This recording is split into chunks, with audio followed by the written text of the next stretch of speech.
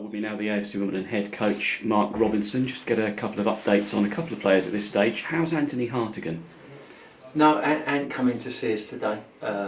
He's still not feeling right. So, but a lot of the issues he had have kind of steadied now. He's not in the pain that he was, but he's still not right, and we're still waiting for results from the test. So he come in more just to see us today. But I think probably it's still going to be possibly a week or two before Ant's back on the grass and back in contention. I believe he's on antibiotics at the moment, so we just got to see how that all kicks in, etc. But he's feeling better, yeah? Yeah, no, he's a lot better than he was. It's just obviously, feeling better and then being able to go out and play football. He was in hospital, as you know, for overnight, etc. So, but no, he's feeling better within himself. He's just sort of nowhere near 100%. So, yeah, unfortunately, we're still without Ant for probably at least a week, I'd say. But also good to get an update from you on how Aaron Pressley's doing. So Prez, he was back on the grass today. So he's just rung in actually. So he's just had a session back on the grass, which is good. So it probably means he's only 2-3 weeks away, which is really positive. So that's a little bit sooner than we thought. So that's good news. But again, it's another one that we're at tomorrow. Turning, of course, to the Portsmouth game, their management team turned up to watch the game we played at Oxford, which probably wasn't a very accurate reflection of where we're at now. Morecambe, much more in terms of where we were on Saturday, is a good reflection, do you think? Yeah, definitely. As I said, the Oxford game was the Oxford game. 3 weeks without a game. We know we were nowhere near it, but I feel that gradually the performances are starting to come back.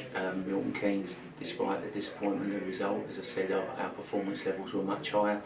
And again, Saturday they were certainly high. We watched the game back today, and I honestly believe, if we'd scored, we should have been better in the final third. But obviously they're defending really, really well. But if we'd got that goal, I honestly believe they would have had to come at us, and we would have found it a lot easier to open up. And I think then people would have realised how good the performance was if we come away with the win. But it was certainly a step in the right direction. Absolutely. I mean, even though our last goal was Jack Redonia back against Wickham, I mean, we're not concerned about that at all with the amount of chances we created on Saturday. No, not at all. As I said, before the 3-week break, we were top of the expected goals in the previous 5 games, and we were creating loads of chances. MK was always going to be difficult with 10 men. But we still looked to threat, and Saturday, as I said, they defended really, really well, threw their bodies on the line. I was talking to the manager after. They made sure they were strong at set pieces, but you can't ever say that we didn't look like scoring. Yeah, the end product wasn't quite there, and there was a few little bits of decision making that wasn't where they needed to be, but we still carried a threat, definitely. But at the other end, it's good as well that we kept a clean sheet for the first time in quite a while as well, yeah? Yeah, and we limited them to very little, and as I said, they're more than capable of scoring goals. They showed that against Doncaster. So, we look solid at the back. So it's all going in the direction, and we're looking forward to tomorrow night. What sort of shape are we in, though, for the Portsmouth game, though, Robbo? As well as obviously PK, Aaron and Ant you've talked about, we've also lost Ben Hennigan, and we've lost Henry Lawrence. So Henry unfortunately has done his hamstring today. We're not sure to what degree.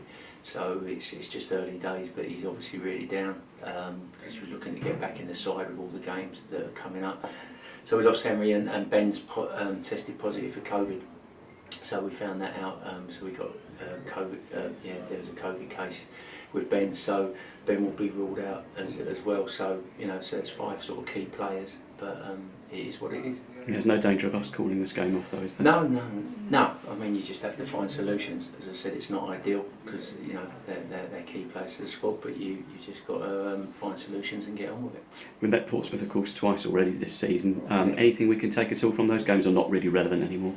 No, I mean we were very good that night in the Papa John's, but obviously we had a changed side, but they had a completely different side that night. It was a great game of football, to be honest, but even then they showed what they're capable of. They got into the game, and then the game at their place was a very tight game. We felt we should have possibly come away with a draw. We switched off at the end, but we know that obviously they're a very good side, and they offer a real threat, and so we like all games in League One, you've got to be at your very best to come away with points. So we know the job in hand. As I said, they're a really good side, excellent management team, and you know, we're going to need to be at our very best. And we actually had a really good atmosphere in for the Papa John's Trophy game, and then Yeah. 7,000 in, over 7,000 in for Saturday's game against Morecambe. So should be another cracking one under the lights tomorrow night. Yeah, I mean, look, night games are always fantastic, and obviously their fans are always up for it and noisy. And as you said, whatever it was that night, 3,000-4,000, it felt like 10,000. And as I said to you on Saturday, the atmosphere Saturday was fantastic. The fans didn't stop. So, no, Tuesday night under the lights against Portsmouth, it should be really good. Good to hear, Robbo. Thanks for your time. Cheers, Rob. Thank you.